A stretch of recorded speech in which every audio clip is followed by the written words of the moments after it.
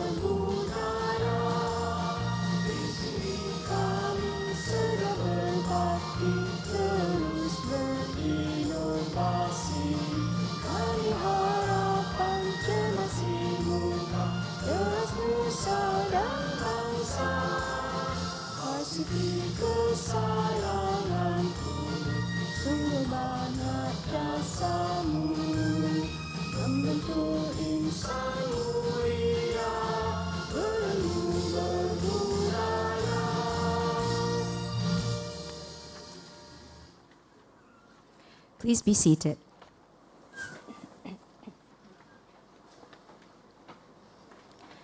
Yang Berbahagia Datuk Profesor Dr. Rohana Yusof, Deputy Vice-Chancellor, Student Affairs and Alumni, University of Malaya.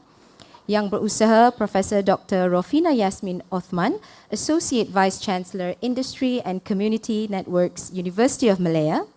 Puan Nori Tun Abdullah Badawi, wife of the Malaysian Youth and Sports Minister. Distinguished guests, fellow professors, ladies and gentlemen, Assalamualaikum warahmatullahi wabarakatuh and a very good morning. Welcome to the inaugural lecture by Professor Dr. Noor Hasima Nagoor entitled Taming the Beast, Approaching Cancer with Small and Systematic Steps. Ladies and gentlemen, to begin, I would like to invite Professor Dato Ahmad Hidayat Buang to recite the doa. Please welcome.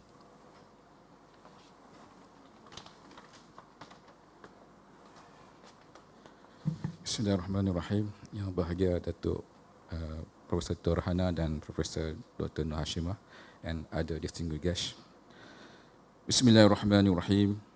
Alhamdulillahi Rabbil Alamin ala ni'matil iman wal Islam. ونزل من القرآن ما هو شفاء ورحمة للمؤمنين ولا يجد الظالمين إلا خسارا والصلاة والسلام على رسول الله سيدنا محمد وعلى آله وصحبه أجمعين وقال ربكم ادعوني استجب لكم. Pada hari Jumaat yang mulia ini, kami berhimpun di Dewan Kuliah Teratai Fakulti Sains Misi Malaya bagi menyatakan kesyukuran ke atas kurniaan-Mu yang tidak terhitung banyaknya. Oleh itu, jadikanlah kami hamba-hamba-Mu yang sentiasa bersyukur dengan mentaati ajaran-Mu sama ada ketika ramai atau bersendirian. Ya Allah, Ya Rahman, Ya Rahim, qalu subhanaka la ilma lana illa ma 'allamtana innaka antal alimul hakim. Sesungguhnya Engkau Maha mengetahui bahawa tujuan kami berhimpun pada pagi yang penuh berkah ini bagi menimba ilmu-Mu yang sangat luas untuk mengembangkan potensi diri kami sebagai hamba-Mu yang Engkau redai, khususnya melalui syarahan perdana yang akan disampaikan oleh Profesor Dr. Noor Hasima Nagoor sementara nanti. Justru itu, berkati dan rahmatilah perhimpunan kami ini. Kurniakanlah kepada kami ilmu-Mu, senarilah hati-hati kami dengan cahaya dan hidayah-Mu. Semoga dengannya kami mudah menerima, menghayati dan mengamalkannya. Ya Dzal Jalali wal Ikram, qala inna Allah astafahu alaikum wa zadahu bastatan fil ilmi wal jism wallahu yu'ti mulkahu man yasha wallahu alimun wallahu wasi'un alim. Kurniakanlah jua kepada kami kesihatan anggota, kejekasan minda, ketenangan jiwa, kekuatan semangat serta peliharalah dan perkukuhkanlah perpaduan dan setia kawan di antara kami. Semoga dengannya kami mampu menghadapi cabaran, berdaya saing, berkomited, produktif, berfikiran positif, berintegriti dan beretika dalam bidang utama kerjaya kami iaitu mendidik dan mendidik demi untuk kesejahteraan dan mengangkat martabat diri, keluarga, universiti, masyarakat dan negara. Ya Ghaffar, Ya Wahhab, ghafiridz dzambi wa qabit tawbi syadidil aqabit taul. La ilaha illahu ilaihil masir. Sepenuh hari yang berkah ini juga, kami mengangkat kedua-dua tangan memohon restu, keampunan dan rahmat daripada-Mu ya Allah untuk menghapuskan segala kesalahan dan kesilapan kami yang lalu dan yang akan datang. Ya Allah, Tuhan yang Maha mengampun dosa-dosa hamba-Nya, rahmati dan berkatilah ibu bapa kami, ahli keluarga kami, guru-guru kami, sahabat handai dan rakan taulan, pemimpin-pemimpin yang berjasa kepada kami, serta orang-orang yang berbakti dan berbuat baik kepada kami. Sekiranya mereka telah kembali ke rahmatullah, ampunilah dosa-dosa mereka dan rahmatilah mereka, khususnya kepada almarhumah yang amat berbahagia Tun Endun Mahmud dan almarhumah Hanum Nagoor. Mudah-mudahan sekiranya ada sekelumit kebaikan yang kami lakukan, kami hadiahkannya kepada roh-roh mereka dan tempatkanlah mereka bersama-sama para anbiya, syuhada, awliya dan orang-orang saleh. Sesungguhnya mereka adalah sebaik-baik dan semulia-mulia teman. Allahumma ighfir lahum warhamhum wa'afihim wa'fu anhum wa akrim nuzulahum wa wasi' madkhalahum. Rabbana atina fid dunya hasanah wa fil akhirati hasanah wa qina adzabannar. Wa sallallahu ala sayyidina wa maulana Mustafa Muhammad wa ala alihi wa sahbihi wa sallim. Wa akhiru da'wana anil hamdulillahi rabbil alamin. Sekian, assalamualaikum warahmatullahi wabarakatuh.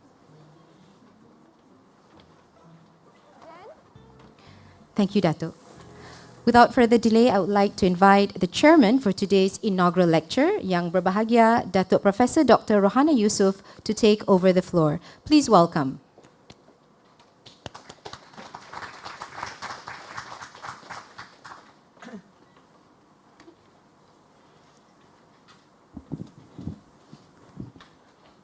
Terima kasih saudari pengacara majlis ya. Bismillahirrahmanirrahim.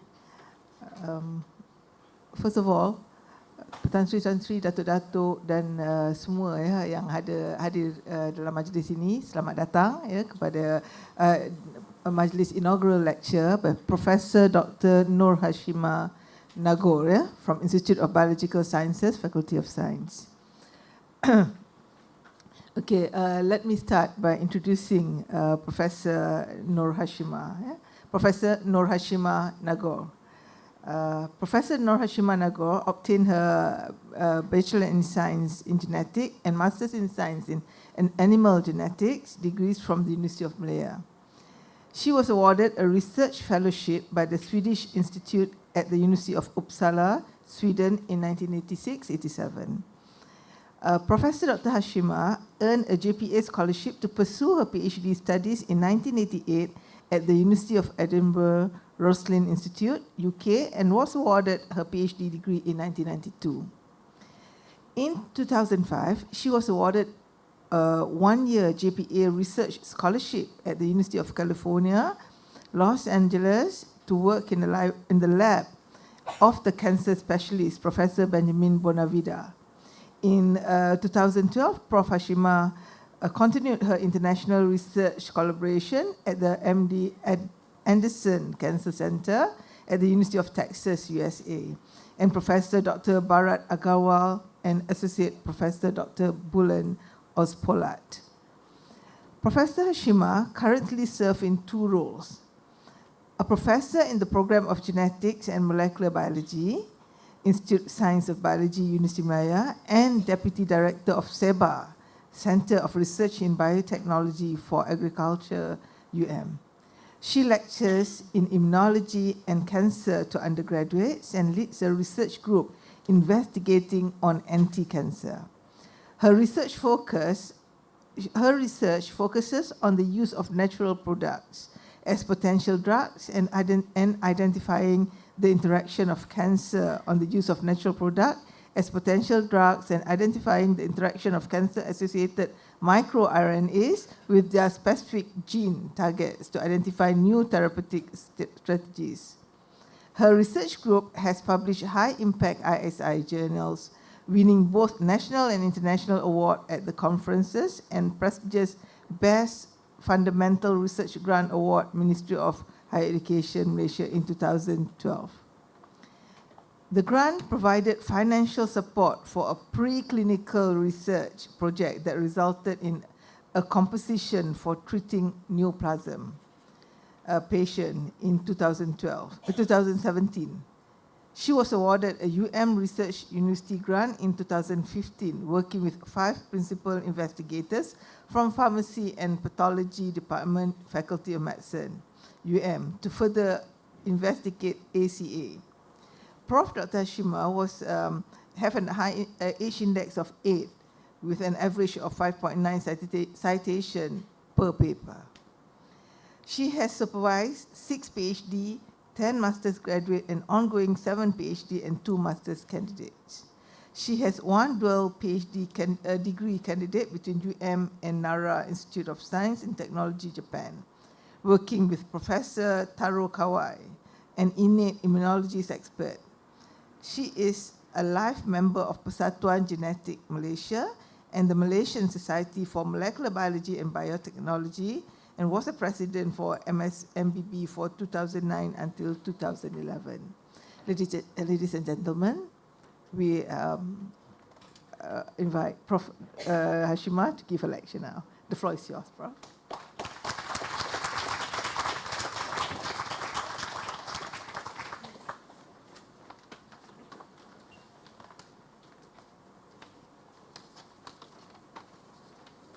Bismillahirrahmanirrahim. Assalamualaikum. Very good morning. Yang berbahagia Datuk Profesor Dr. Rohana Yusof, Deputy Vice Chancellor, Student Affairs and Alumni, University Malaya. Yang berusaha Profesor Dr. Rofina Yasmin Othman, Associate Vice Chancellor, Industry and Community Networks, University of Malaya. Puan Noritun Abdullah Badawi, wife of the Malaysian Youth and Sports Minister, distinguished guests, fellow professors, ladies and gentlemen, my students, welcome. Assalamualaikum warahmatullahi wabarakatuh and good morning.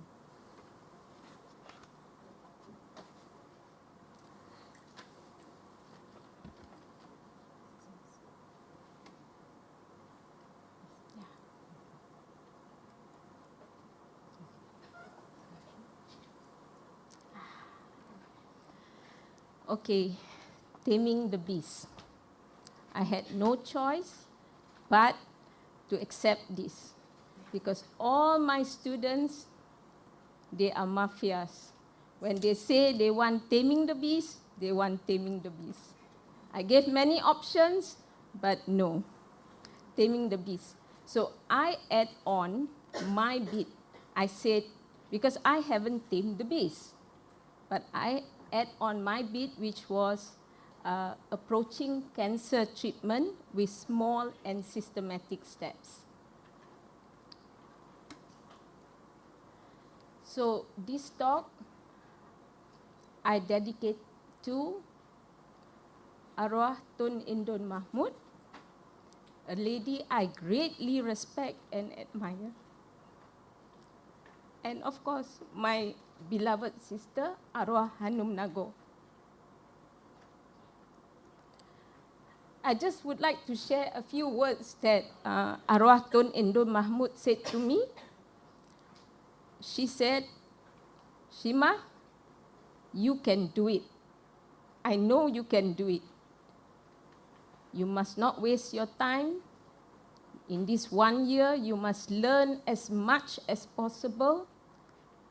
You must come back to Malaysia. You must carry out cancer research. And you must serve Malaysia. Those were the words, some of the words she said to me. She gave me a 1-hour lecture.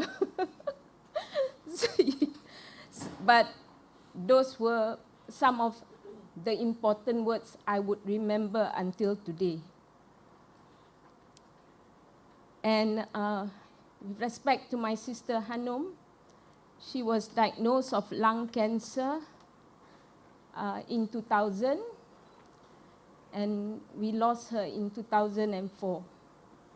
So she's my very special sister because she's just 1.5 years older than me. Okay, so today's lecture, I'm going to talk about my education so that you all know that I have no choice but to do cancer research. And I also want to talk today a little bit, Prof. Rohana, a little bit about what is cancer. But here I'm going to give a scientific view. I'm not going to give the usual medical view you often hear when someone gives a cancer talk. My undergraduates will probably be bored because I took some of our lecture notes. All right. And I'm also going to talk about the research that my lab carries on in this cancer research lab.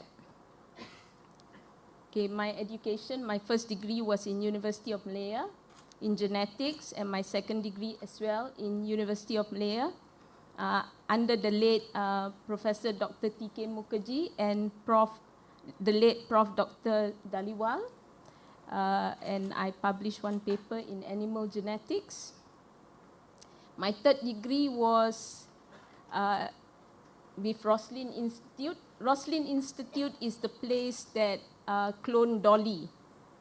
Okay, I heard on the radio yesterday they clone monkeys. Yeah, all right. So and now what I want to impress here is that whilst I was working in the lab, I also attended, in University of Edinburgh, they have what you call the journal club. So we invite, sometimes we discuss journals, sometimes we invite eminent immunologists to come and talk to us about immunology. So this club, Mechnikov, as maybe you all don't know if you're not immunologists, but Eli Mechnikov is also known as the father of natural immunity. He is the one who described cellular immunity. And my research fellowship was with Professor Dr. Benjamin Bonavida. Now, Dr. Benjamin Bonavida, he's famous for this monoclonal antibody known as rituximab. Rituximab is actually an anti-CD20 antibody. So now it is targeting this tumor, which is called non-Hodgkin lymphoma. Non-Hodgkin lymphoma infects B cells. And on B cells, we have the protein CD20. So this antibody, when used in combination with drugs, it can specifically target the B cell. So it will be more effective in eliminating the cancer cells. But another important thing that I want to tell you, remember, at this point, my knowledge of cancer was very limited. What I know of cancer was things from the immunology club. So Professor Benjamin Bonavida, he runs a postgraduate cancer journal course. So it's like a university course, and it runs for the whole year. So for 1 year, I attended this journal course, and it was very intensive. Every week we have a new journal to cover, but it was so good. I must say that all of my knowledge of cancer came from this journal course. And in 2012, I was on sabbatical. I went to the MD Anderson Cancer Center. I worked with 2 professors. I worked with Professor Bharat Agarwal because he has done a lot of work on curcumin. Curcumin is the natural compound that you get from turmeric. And this natural compound, it is anti-inflammatory. So, and why I wanted to work with him was that this curcumin, it targets one transcription factor called NF-kappa B, which is what we found with our compound ACA. So that was the reason I wanted to work with him to see what is the similarity or the differences between curcumin and ACA. And I worked with Bulan Ospalat. Bulan Ospalat also worked with natural compounds, but he was looking at autophagy. I have another slide that I explain a little bit about autophagy if you're not sure what autophagy is now. So, what is cancer? So, looking at a scientific view. So, cancer is as a result of mutation and certain genes, okay? Like genes that control proliferation and growth, genes that control apoptosis, genes that control metastasis. So, it's all these genes that are promoting cancer and cancer development. Okay, so this is a very simple diagram, but it tells you a lot. So you have one cell, and that cell is transformed due to mutation, and that cell will grow to be a mass of cell.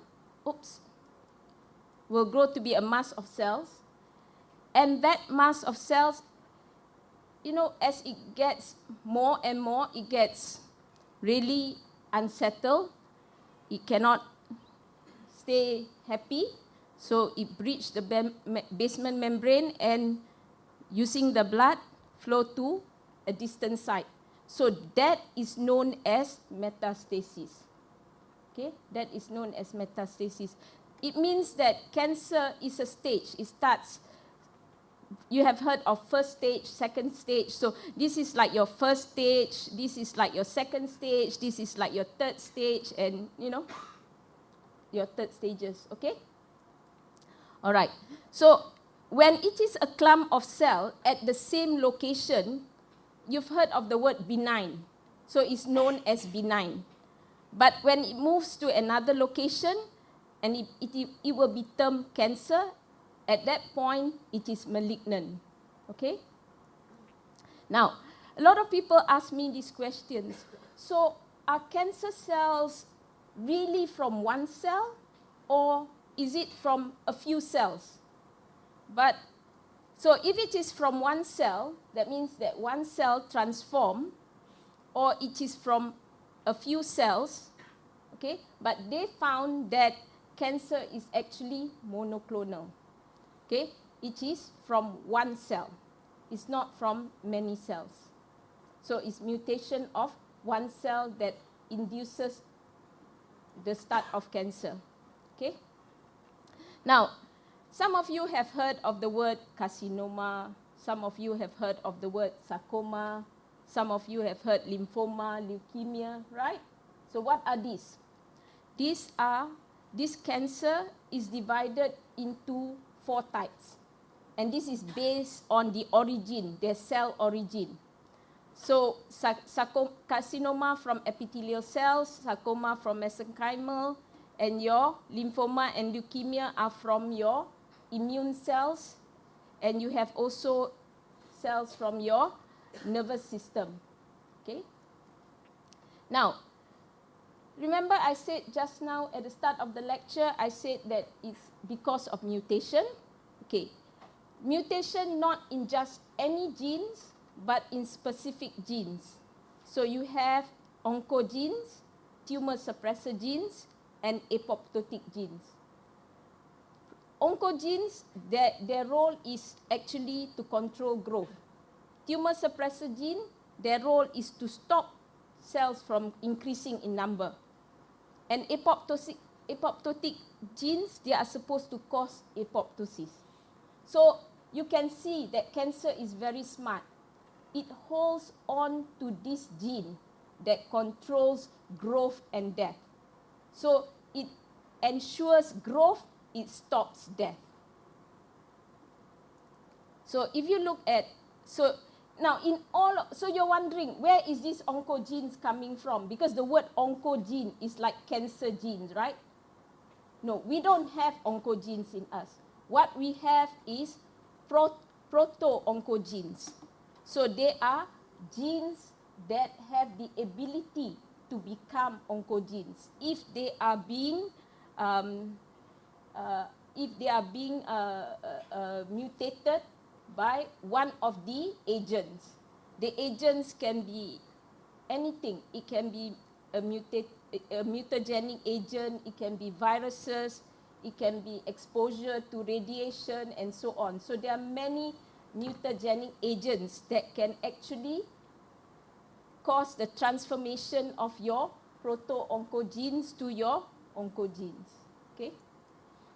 Now, and you've heard of viruses also having a role in transformation.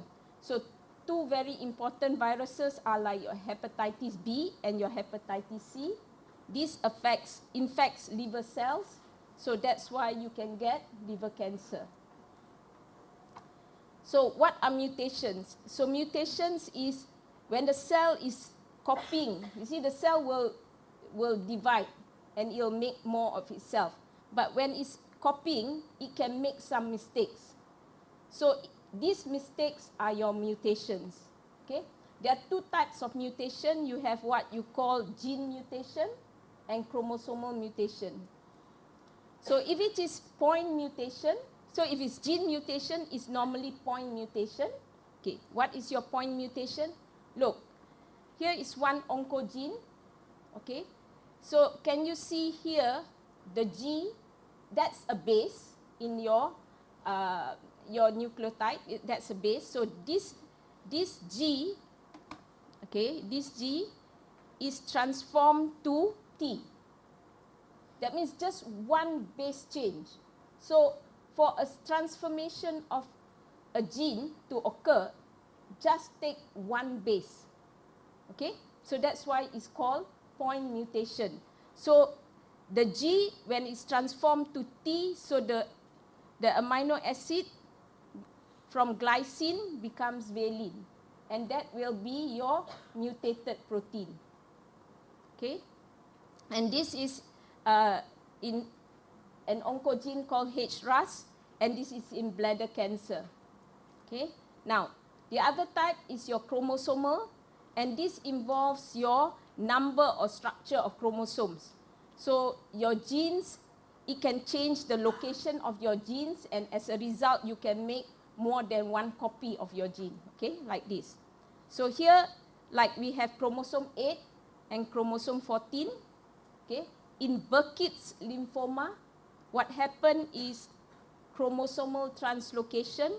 So this MYC here, okay, this is an oncogene. MYC is being translocated from chromosome 8 to chromosome 14. Okay, so here, it goes here. So what happened is, normally, MYC is being produced at a decent level in our body. But when it is translocated from chromosome 8 to 14, what happened is there is a promoter there, an immunoglobulin promoter, and that drives MYC to produce a lot of MIC. And as a result, you have Burkitt's lymphoma. So mutation of that gene, MYC. Okay, so the location causes its heavy expression or high expression. The other one is in between chromosome 9 and 22. There's one gene called ABL, another gene called BCR. Now, in BCR, there are 3 breakpoints. So, as a result, the ABL can come into 3 locations or can fuse at 3 locations with BCR. So, as a result, you can either get, I don't know whether you've heard of these types of leukemia, ALL, which is acute lymphocytic leukemia, CML, which is chronic myelogenous leukemia, CNL, which is chronic neutrophilic leukemia. So they are all leukemias, but they affect different cells. This affects lymphocytes, this affects myeloid cells, and this affects neutrophils. These are all immune cells, so different immune cells are affected. Okay? And so now, if you look at, okay, so that's with genes. Now I'm going to tell you about, so once those genes are mutated, what does that mean? Okay? So those genes will affect signaling pathways, right? Okay, so you can see that once those oncogenes, they will produce oncoprotein, and they will stimulate signaling pathways. So in normal signaling pathways is control activation. But in those cancer situation, you will have continuous activation. So you're going to have a lot of that protein, and that's going to cause havoc in our body. Okay? Now, so let me explain a little bit about signaling pathway. Don't be afraid of this figure. After you hear my explanation, you'll be very happy. Okay. No, not happy, no. I mean, you will understand. Okay, so here are your ligands. Okay, so ligands are something that, a protein that, an extracellular protein that will bind to a receptor. Okay, so here, these are our receptors. All right, so the ligand can bind to, one ligand can bind to many receptors. For example, look at EGF. It can bind to many different receptors. And once it's bound, what happens is it will interact with some proteins, and these proteins will relay signals to transcription factors. What are transcription factors? These are factors that control on or off of certain genes. Okay, so like in this case, the genes that it looks at is like apoptosis, remember, cell death, okay, cell death, and migration, metastasis, growth, adhesion, differentiation. Now, you don't want cancer cells to differentiate, so it shut down differentiation, it shut down apoptosis, but it increase migration, it increase growth. So cancer will do what it wants. It will, things that promote itself, it will continue. Things that disturb its development, it will shut down. Okay? So if you look, now remember I said to you just now the EGF receptor. Now, if you look, it was able to interact with so many traits. How is that possible? It is possible because if you look at the C-terminal, you have a residue which is known as tyrosine. It's shown by Y here. And this tyrosine, it will attach to different amino acids. And these amino acids has the ability, once it's activated, to interact with many different proteins. So just one ligand binding to a receptor can activate a whole plethora of proteins. So that's why you can see that just one ligand or just one abnormality can make sure you have a whole variety of cancer properties. Okay? Now, you look at cell cycle. So I'm just highlighting certain things only, okay? I'm not telling you a lot of things. Believe me, I give 28 hours of lecture on this course. But I'm just telling you important things. Remember, if we want to tame the beast, we have to understand the beast. So let me explain a little bit more. Okay, so this is cell cycle. Now, as you know, cell cycle is, or maybe you don't know, cell cycle is being controlled by what is known as cyclins and cyclin-dependent kinases. So they allow, see, cell cycle goes from G1 to S to G2 to M. So that's a cell being produced. Okay?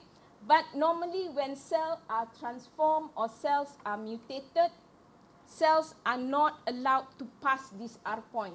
In normal cells, they are not allowed to pass these R points. But cancer cells, what happens is cancer cells control D. It controls D. So when the R point is where D is located. So it controls D and it can pass the R point even if it is transformed. So it means that cancer is so smart. They know who are the main players in our body and they control it. So they control cell cycle. So it is able to pass through the R point even though it's transformed. Okay? Now, so that's cell cycle. That means there's continuous growth and continuous proliferation. But if you look at our cells, all of our cells have lifespan. They have to reach a certain age and they will die, right? Okay? But with cancer cells, let me tell you about a normal cell first. So with every successive cell generation, each chromosome has what is known as telomeric DNA. This is just some DNA. It's called telomeres. And this DNA is supposed to take care of the chromosome. So with each successive generation, the telomeres shorten. And when it shortens, the cell will go into crisis and the cell will die. Okay? So that's normal cells. So that's why our normal cells have lifespan. But cancer cells, how does it achieve immortality? It's because it overcomes crisis. How does it overcome crisis? It makes sure that its telomere is not less than 3 kilobase. So that means it maintains, if you look at here, it maintains at slightly above 3 kilobase. Can you see that? Slightly above 3 kilobase. So that it will never die. So that's how cancer cells achieve immortality. That means by maintaining their telomeres. Okay? So now, another thing. So as I said to you in the beginning, I showed you from one cancer cell to a few and so on, right? So cancer is not one stage. It's multi-step, okay? So from being one cell transformed to a lot more, even more, before it becomes cancer. And this is the pattern you see with every cancer type, whether it's colon, head and neck, cervix, lung, breast, or prostate. It's the same, okay? Now, so what happens for this progression to take place? Remember, to start cancer is one mutation, okay? So, like, for example, let's look at colon cancer. There is the loss of this tumor suppressor gene, which is your APC. So it's from the normal, it becomes a hyperproliferative epithelium. Then methylation takes place. I will explain in the next slide what is methylation. Okay. Then as it moves from early adenoma to intermediate, another gene is mutated, this time an oncogene. And then to move on to late, another gene get mutated, which is another tumor suppressor gene. When it moves on, another tumor suppressor gene is being mutated. So you can see that by the time you achieve cancer status, you have 4 or 5 genes that are mutated. So you can appreciate the difficulty in curing cancer, because just one gene mutated is already so difficult. This is 4, 5, 6 genes. So it's very difficult to cure cancer. In the sense of, that's why if you go for any talks, they always recommend you to go for early screening so that you are caught here, where it's just 1 or 2 genes. Okay?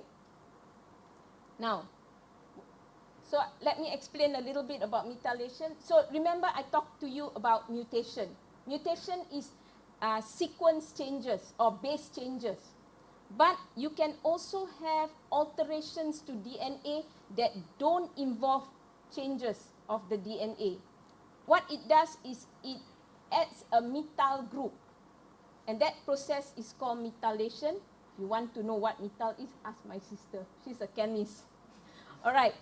And here, they found that in all tumor types, from liver to colon, and here are your tumor suppressor genes, and at least 3 or 4 types of tumor suppressor genes are being methylated.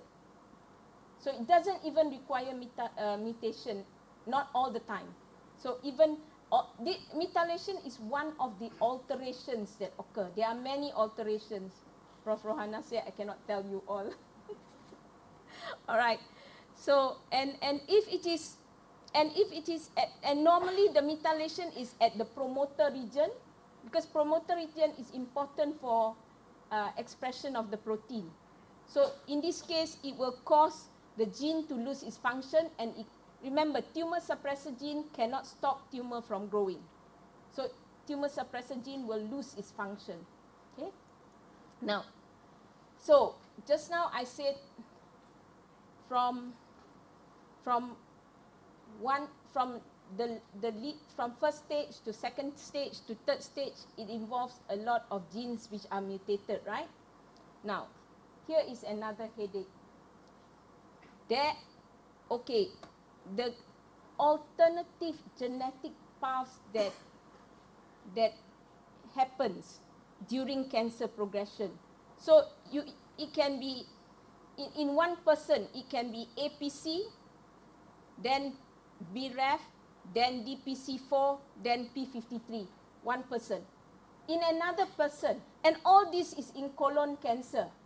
That means you don't even have just one disease, you have multiple disease. And it's all being classified as colon cancer. But it's actually different genes that are being mutated. So APC, then KRAS, then another gene, and another gene. So you can have many multiple paths that control colon cancer. And so you can see that treatment options will be very difficult. You almost have to investigate which gene is being mutated in each cancer patient and then treat them. That means you cannot treat colon cancer patient as just colon cancer, as one disease. You can't. Okay? So, and let me explain now. Within a person, you can also generate what is known as subclones. What is subclone? Okay, for example, say this red one is your APC. Okay, so this will grow in numbers, and then this one takes on a second mutation, and this takes on also another second mutation. So in this group, there are already 3 types of subclones. Then this one takes on another gene, another mutation, another mutation, another mutation. So you already have so many subclones. So within a person also, you have so many subclones from the mutation, from the progression in mutation. Okay? And now, if you look at, so what does this gene, what does mutation of this gene means? Okay? For example, if we saw just now P53, okay? We saw just now P53. Remember in that signaling I show you, it controls a lot of different traits like growth, migration, apoptosis, and so on. Yeah, look, so P53 can control growth, control apoptosis, control immortalization. So one gene can control so many traits. HERTAT only controls immortalization. HERTAT is the telomere DNA. And then RAS, look at RAS. Remember I show you HRAS in bladder cancer? It controls apoptosis, immortalization, mitogenic independence. That means mitogen can affect it. Angiogenesis. Angiogenesis is, I will explain to you in a minute what is angiogenesis, and also metastasis. So it means that here, one gene has the ability to cause so many different cancer phenotypes. Okay? And if you look at the signaling, so remember one gene can control so many, so it can control mitogenic, invasiveness, growth, survival. So, and all of this interact with one another. So they talk to each other and they help each other. So we should follow the cancer way. We should help each other.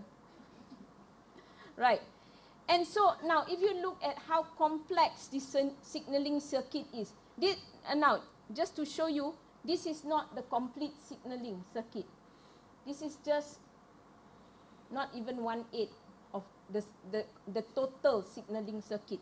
Now, why is it not possible to have a complete signaling circuit? Because no one knows how many genes are mutated.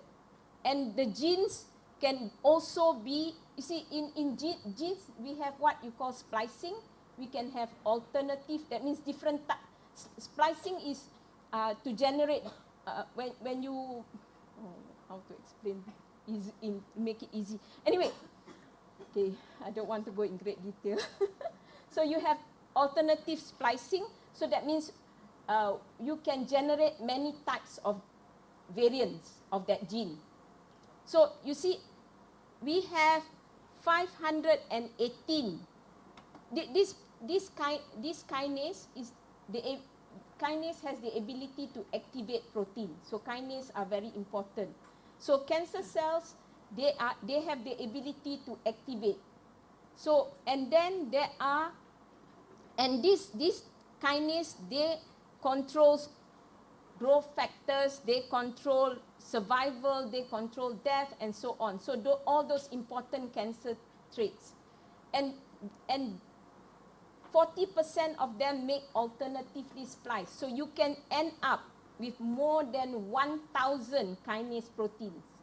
So how do you draw a complete signaling circuit? So it's impossible. All right?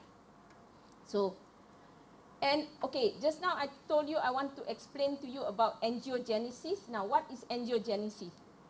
Now,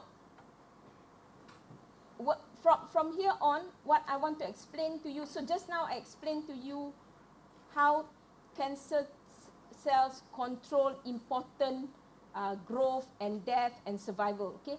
But now I want to show you how do cancer progress, all right? Now, remember when they make a clump and they are unhappy, they have to move out. So they have to move out somewhere, okay? Now, just like us, we live in one house with our parents, and when we get married, we want to move out. But before we move out, we have to set up a house that has everything in the house, so we are ready to move out. The same thing, angiogenesis does that.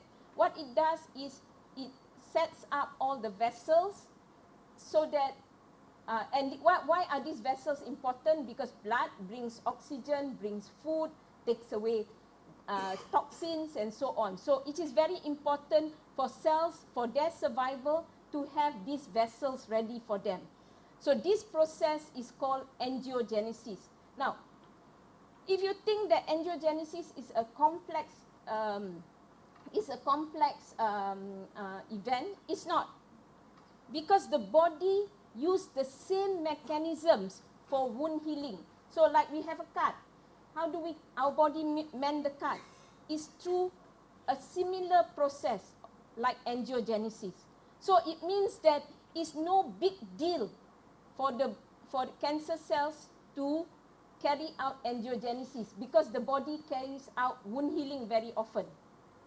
Okay, so that's angiogenesis. And then why is angiogenesis similar to wound healing? It's because these cancer cells, it recruits our cells. So I don't know whether all of you know what is macrophages. Macrophages is one immune cell in the innate immunity. It's very important. Because it not only is a major phagocyte, that means it can kill all infected cells and so on, but it is also able to start at a higher level of immunity. So what tumor does is that it recruits these macrophages, and these macrophages, okay, if you look at the previous slide, you can see, look at VEGF, and you can see angiogenesis, and you can see capillaries, right? So this is wound healing. This is wound healing. Now, versus angiogenesis. So these macrophages, look, VEGF, look, angiogenesis creates. So exactly what happened in wound healing happens in angiogenesis. So it's very easy for angiogenesis to take place. Okay?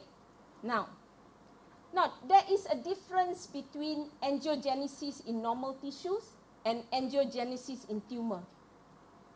Angiogenesis in normal tissue is well organized. Angiogenesis in tumor is chaotic. Okay? Remember, it's non-stop production of everything. So it's going to be chaotic. Okay? Now that the house is ready, okay? So the cancer cells must be ready to move as well, right? So now remember, they are epithelial cells. So how do they move to another area? Because remember, they're going to break the basement membrane, and they're going to flow by the blood and go to another place, right? So it means that here they have to change. So what they do is they have proteins. Cancer cells have proteins on their surface. So they change from epithelial proteins to mesenchymal proteins. And this process is known as epithelial mesenchymal translation. Okay? So here you can see, okay, and here you can see, for example, Okay, I just want to show you one protein. So that's E-cadherin with N-cadherin. So what happened is E-cadherin, it is able to interact with epithelial cells. But for it to interact with mesenchymal cells, it must change to N-cadherin. So it means that even if you move to the house, you must be able to associate with your neighbors, right? So cancer cells also make sure of that. It moves to the house and is able to interact with all its neighbors. So when it is epithelial, it will have E-cadherin. When it is mesenchymal, it will have N-cadherin. So really smart, right? Okay. Yeah. So then, okay. Now, if you think that EMT is difficult, it's not. In embryogenesis, EMT takes place. So the body is also very relaxed with going through EMT.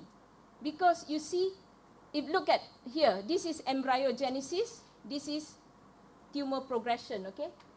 Now, look at the different, they are the same. RAS, MAPK, SLUG, E-cadherin, EMT. So everything that takes place in embryogenesis also takes place in EMT. So EMT is also sub-soy for cancer. No problem at all. They can do it very easily. Okay? Right. So now, this is among the last points. Okay. So I think by now you all have an idea about how aggressive cancer is. Okay? Now, so now you've often heard if it's primary site is, say for example, prostate. You've heard that secondary site is bone marrow or liver or lungs or brain. Now, why is there this preference that if it starts with prostate, it would go more with bone marrow first, sometimes with liver, less often with lungs, even less often with brain? Why? It's because these primary tumor cells, they move to where they can adapt. And also, remember, they move via the blood circulation. So where the blood circulation takes them and where they can adapt easily, they will move. So that's why you can have this preference in where the primary site will be and where the secondary site will be. Okay? Now, okay, so that's me explaining some parts of cancer. All right? Now, you might be thinking, what is the body doing? Isn't the body responding to this aggressive behavior of cancer cells? Our body is responding. Okay? For example, we have, okay, I told you just now we have two types of immune system. The innate system. The innate system is, okay, like if you look at an army battalion, for example, okay? You have the front line and you have the back, right? So what will happen is the front, when somebody attacks you, the front line will go first. Wow, I'm talking like an expert military person. Okay, then the second, if the front line cannot take care, then the back will come and support, right?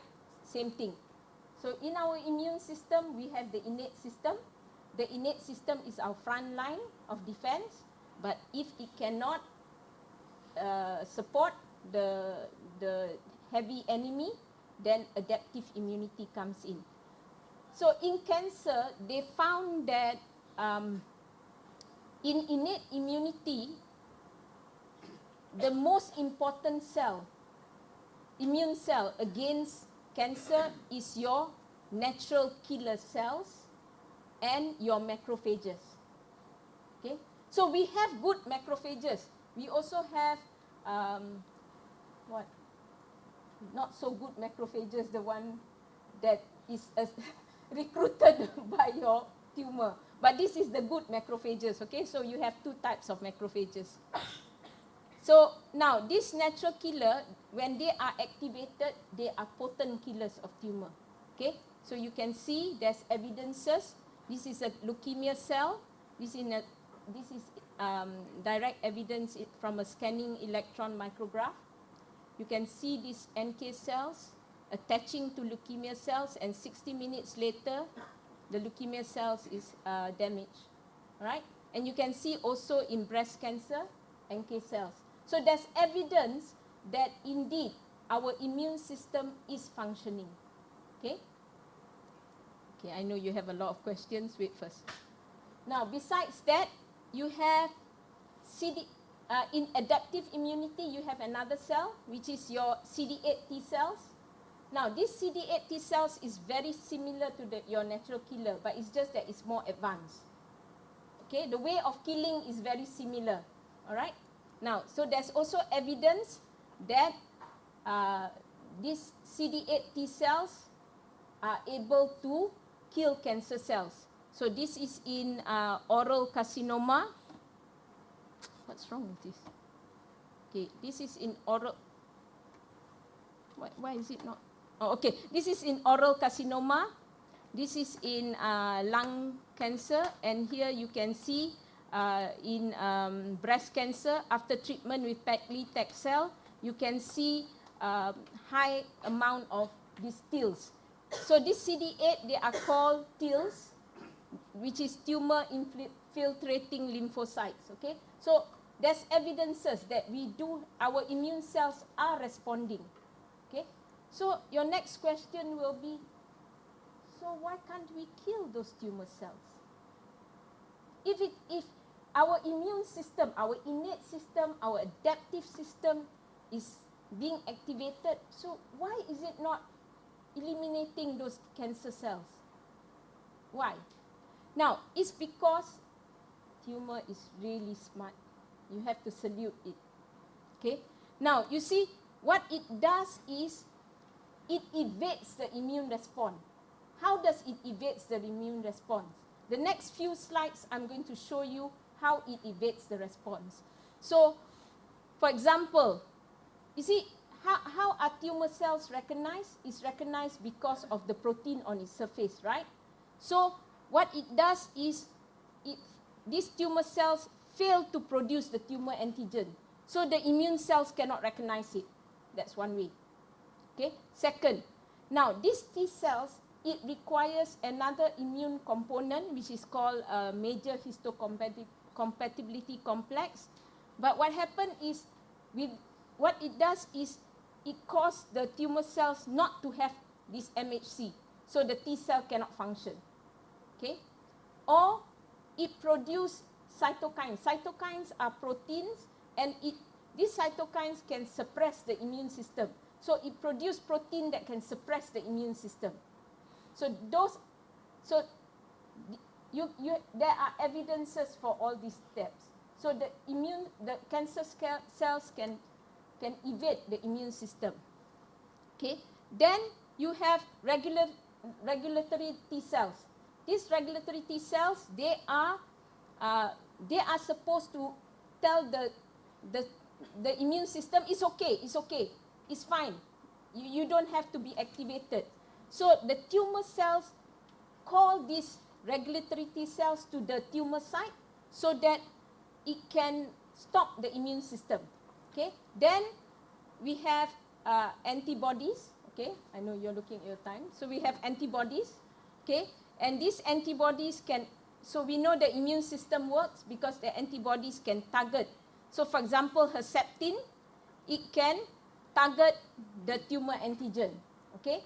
So, but you can see that they have inhibitors. Okay, they have inhibitors. So the tumor cells use these inhibitors. So besides regulatory T cells, they also use inhibitors to stop the immune system. So, and here you can see when you use, so if on tumor cells they have the inhibitors. So if you use the anti-inhibitor, you can kill the tumor cells. So you know that these tumor cells, to sum up, okay, there is an immune response, but it's not effective because of the immunoevasive strategies. Okay, and also remember, our cancer cells are self cells. Okay, they have undergone changes, but still our immune system have been taught to tolerate self and only kill non-self. So sometimes tumor cells are not detected because they are still self cells. Okay, so that's, sorry, I'll go very fast now. Okay, so in our lab, in the cancer research lab, we have natural compounds. Okay, and these natural compounds, because they, remember the cancer cells cannot die, so we want to induce apoptosis, and we want to, because it's natural, it should be less toxic and less side effects. As I said in my biodata just now, in 2017, a patent that we filed in 2013, it was granted in 2017. So, and remember, these drugs, okay, they have to be anti-cancer, they have to cause cell death, they have to be safe in our body, they have to, we have to understand what is the side effects. So there are so many things that we must understand before a natural compound can be used as an anti-cancer agent. Okay, so there are many things, it takes a long time. Okay, so it's small and systematic steps. Okay, so from isolation of the compound to screening to looking at what they can do, going into animal studies, going into human studies, take a long time. Not only that, it's very expensive. Okay, and so this is our ACA that we have worked on. Okay, and I have a lot of PhD students who helped me to unravel some of the mysteries of cancer. So we saw that ACA is able to induce cell death, and it activates and it inactivates through the NF-kappa B, which is this important transcription factor. And this work was being done by my first PhD student, associate professor now, Dr. Lionel In. Okay, and we published 4 papers from his work together with Dr. Hafiza. One paper was shared between Dr. Hafiza and Dr. Lionel, and she published 2 more papers and the patent. So in Dr. Hafiza's work, we look at, remember, we want to target tumor cells. Okay, remember my boss in UCLA, the anti-CD20. So here we are using something like anti-CD20, which is your RHAFP, is alpha fetoprotein. These alpha fetoprotein are on tumor cells. The receptor of alpha fetoproteins are on tumor cells, so you have specific targeting. So we are hoping that it will, we can look into this. And in Dr. Minaga's work, she looked at combination therapy. Remember, you saw that cancer has so many subclones. So single therapy is not going to work. You have to use multiple therapy. So she looks into using this bacteria. Now this bacteria, Mycobacterium indicus pranae, is a vaccine for leprosy in India. Okay, but it has been shown to have anti-cancer properties as well. So we look into using MIP with ACA and one FDA drug, cisplatin, and we saw its combination. We've done double combination and also triple combination. So we've gone until animal models, until the mice. Suki, okay, we have ACA. ACA has so many, ACA, it has a specific structure, but if you change some of the side chains, you can generate analogs, right, Khalija?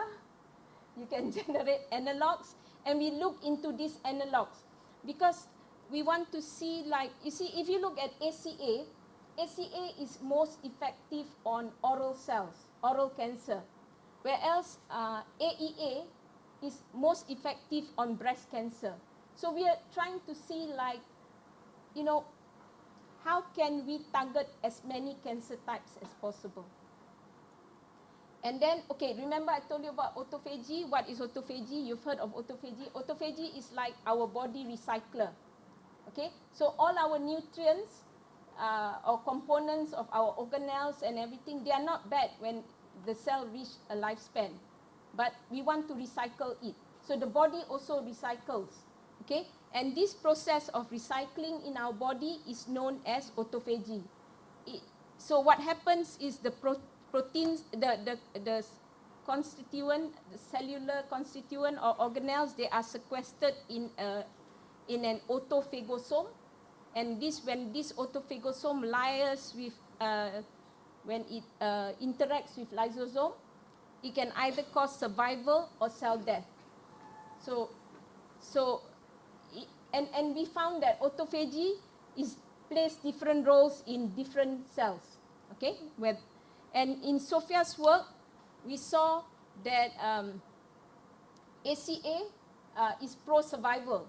So that means we must suppress autophagy if we want ACA to work. So we found a way to suppress ACA.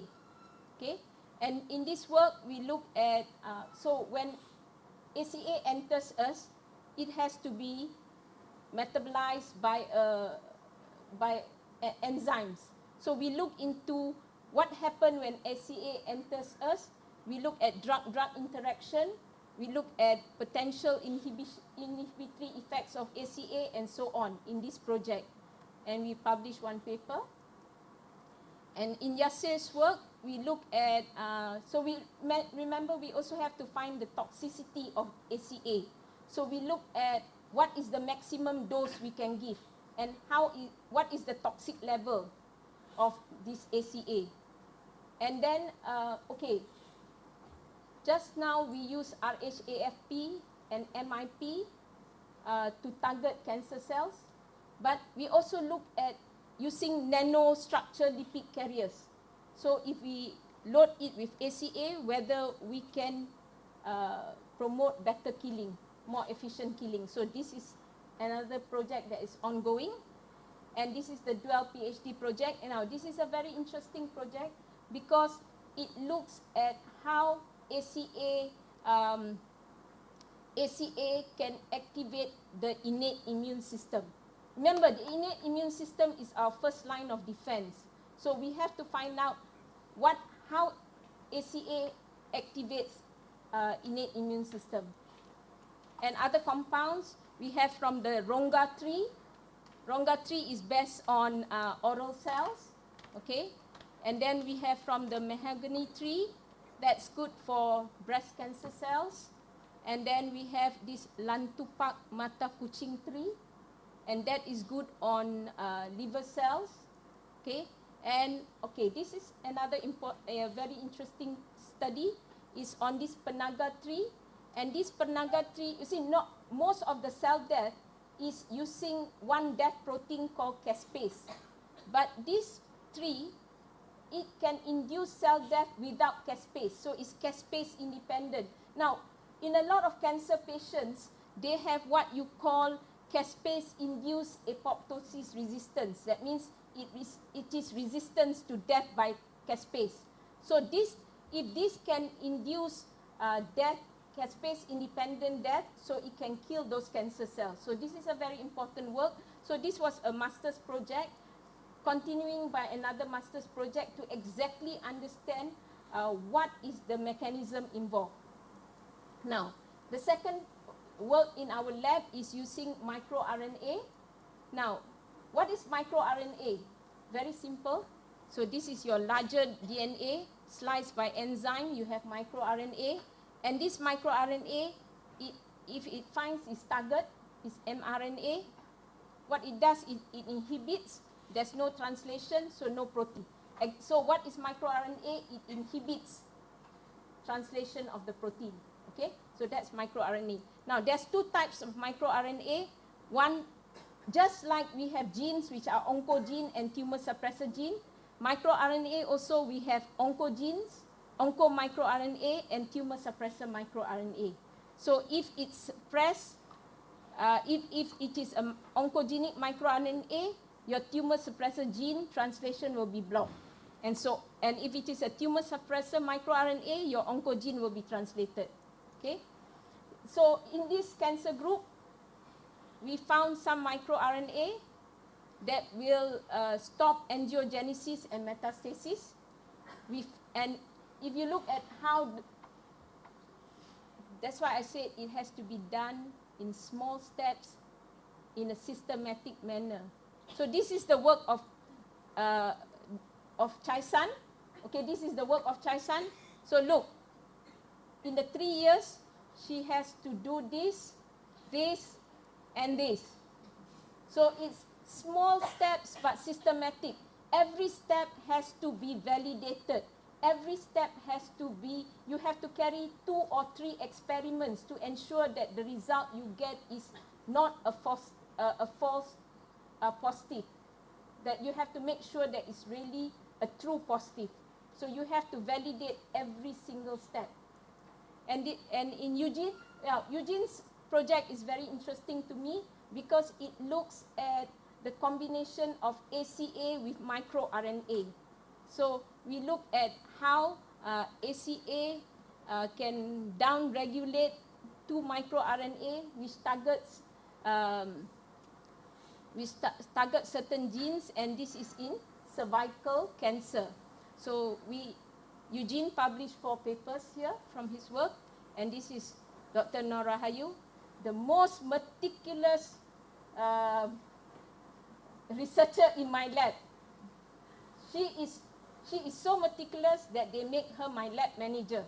So she's my lab manager. Okay? I miss you. Now she's Dr. Noor Rahayu. I don't have her anymore. So I miss my manager. But Sharon and Hani is doing a good job. So I shouldn't complain. And Nora found 2 microRNAs also. And this, she's able to use these microRNAs to induce cell death. Okay? And Sharon is doing a very interesting project. He's looking at anoikis. Okay, what is anoikis? See, when the cell wants to move, okay, it is like almost fibroblastic. When it wants to move, it has to lift itself up, and then it circularize itself, then it moves. Okay, so what happened is that process is known as anoikis, to explain very briefly. Okay, and so sometimes, so when it undergo anoikis, it can induce cell death. But what happens in cancer cells? It is resistance to anoikis, so it's resistance to cell death. So Sharon is looking at this. He's now finishing the lab, the in vitro work, the cell line work. He's moving into the animal model. So we'll see whatever he saw in vitro, will it be validated in vivo? And so in conclusion, all right, so in Malaysia, we have a huge biodiversity. And we can see that we have so many compounds and they target different tumor cell types. But so much work has to be carried out to fully understand the drug. If you don't understand the drug, you cannot use it as an anti-cancer agent. And the amount of money required to come up with a drug that FDA will accept is billions. So it's okay. What have we achieved? We have looked very much at ACA. So there is a possibility for ACA to be used as anti-cancer agent, but there's a lot more work that needs to be done. And we have found also the compound DMDP1 and 2, which can induce caspase-independent apoptosis, but we have a lot of work to do on it. And we've also looked at microRNA expression that can inhibit tumorigenesis. So it means that all our findings are small, but they are systematic, and they can be used as a platform to move on. But it takes a lot of hard work and small steps, systematic steps to finally get them to achieve the status of an anti-cancer drug. Now, I hope you also, the students, you realize that a lot of what I know is due to the journal clubs I attend, due to the courses I attend. So remember, reading is very important when you carry out a PhD project or a master's project. Okay? So you can learn a lot, and because you learn a lot, you will be able to understand what are the small and systematic steps you must take. Okay? Now, and acknowledge to all my ACA researchers. I have those from pharmacy, from Phytolab, from NARA, from Institute of Engineering Immunology Russia, and MD Anderson, University of Hyderabad, and other compounds. Some of my students work, those working on micro RNAs, and of course I must acknowledge JPA, my sponsor for my entire education, from my first degree to all my fellowships and sabbatical, and to MOHI and MOSTI for research grants, and of course to SEBA, my dear friend, Professor Dr. Jenny N. Harikrishna, and all the SEBA staffs, thank you. And this is my BSc and my PhD graduation photo. They wanted to see how I look like for my first degree. And this is my eldest daughter, Atika. She was 1 month old when I started my PhD. So when I graduated, she was 4 years old. So this is their father, and we also lost him to cancer, to liver cancer, in 2016. And this is my father, my mother, my grandmother, my grandmother's cousin sister. They are so cute when they talk to each other. I miss them. My children, Atika, the 4-year-old, is now 29 years old, her husband. My second daughter, Zulaika, she's in university, 2nd year. My younger son, Ismail, he's still in school. My siblings, this is my sister, Hanum, my elder sister, 2nd sister, 3rd sister, 4th sister, my 5th sister, and I'm the 6th. And my brother, and my new addition of sister. Okay, and this is my elder sister's family, my 3rd sister's family, my 4th sister's family. When we have a kenduri, we don't have to invite people. This is Hanum's 2 children. Adeline is a medical doctor now. Adila, she is a dentist. This is my brother's family. During my birthday, some members of my family, but many are missing. And these are my university friends. This is Zahani, and this is Harrison. Until today, we are still friends, very good friends. They are true friends. I always tell my children, you don't need many true friends. You just need 2. And these are also my very good friends. We have been friends for 30 years. There's Matilda there, Datin Matilda, Datin Yvonne, and Datin Muna, Datin Flora. So, and this was suggested by Zulaika. Okay, my student Yasir said he's the one here. So thank you for listening. I'm sorry to take so much of your time, but I just want you to appreciate how difficult it is to carry out cancer research. I hope I have made an impression.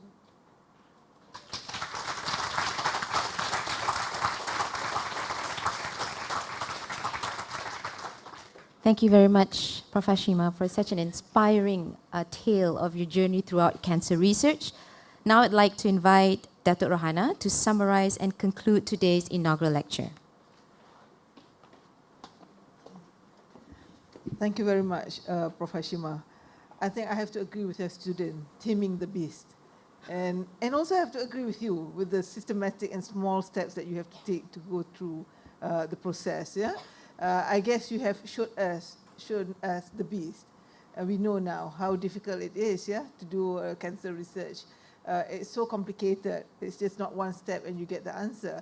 And people always talk about compound, anti-cancer compound, and people think that it's as easy as just putting the thing in and you'll get well. It's not that, and you have shown us it's not that simple. It's a complicated process, but there is always light at the end of the tunnel with your systematic and small steps. And I'm sure that, with all the research that is going on in the university, we'll one day come to a stage where we can beat the beast, right?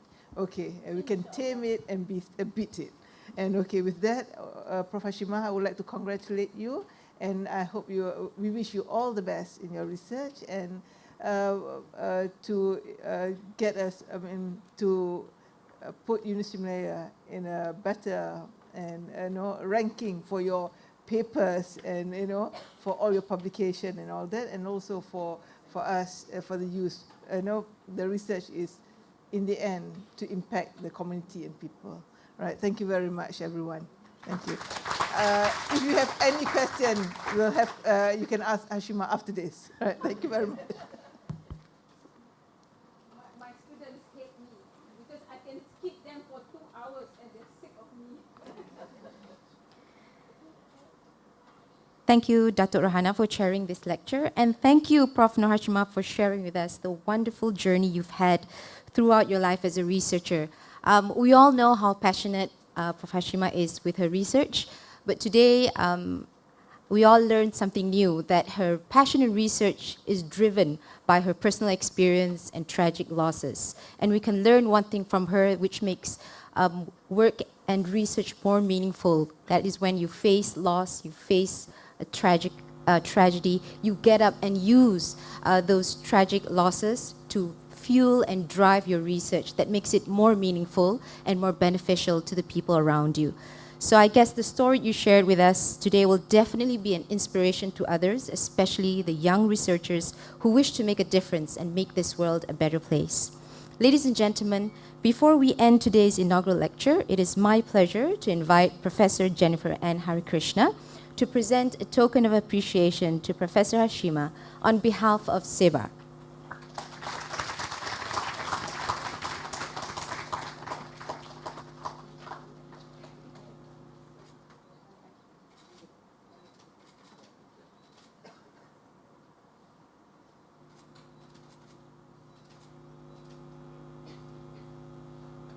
And now I'd like to invite Dr. Noor Hafiza to present her token of appreciation to Prof. Hashima on behalf of the research team.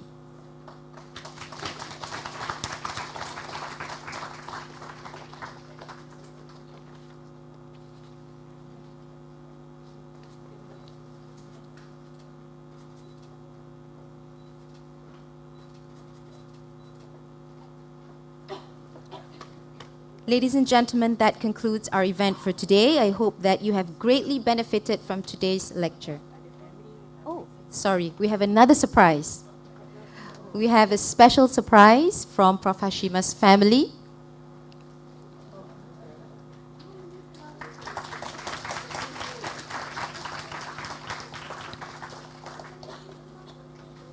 She will be driving with a garden in her car today.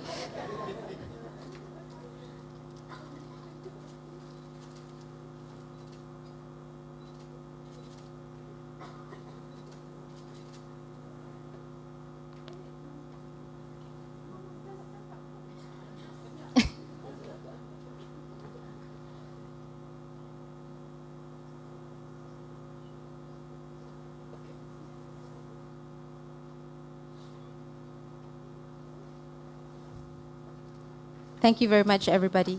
Once again, ladies and gentlemen, that concludes our event today. On behalf of University of Malaya, we thank everyone for your time, and hopefully we will be able to see each other again in future events. We would now like to invite distinguished guests to have refreshments at the VIP room. Ladies and gentlemen, you are invited for refreshments served just outside this hall. With that, thank you and have a good day.